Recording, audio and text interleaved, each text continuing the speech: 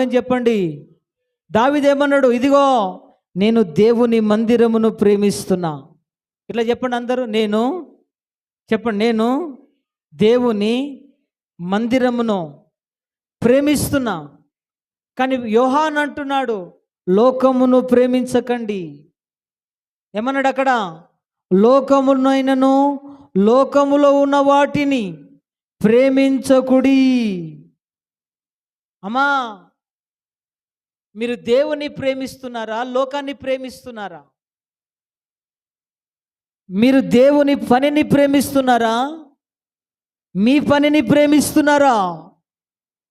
లోకంలో ఉన్నదంతా వినో శరీరాశ, లోకంలో ఉన్నదంతా నేత్రాశ, లోకంలో ఉన్నదంతా జీవపు డంబం.